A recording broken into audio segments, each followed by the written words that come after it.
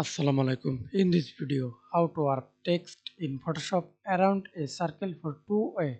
First of all, open your Photoshop, then create a new layer, select shape, right click on your mouse, click ellipse tool, fill, do not use fill, select stroke color, PT size, you can select your size, then hold shift, click and drag it, and click the text tool, type horizontal tool, Arial black, text size, select sharp, text color white, then type anything.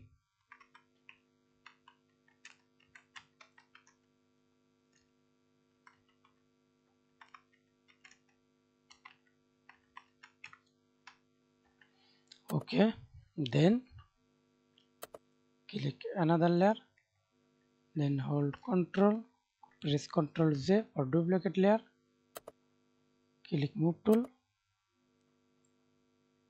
and delete circle shape.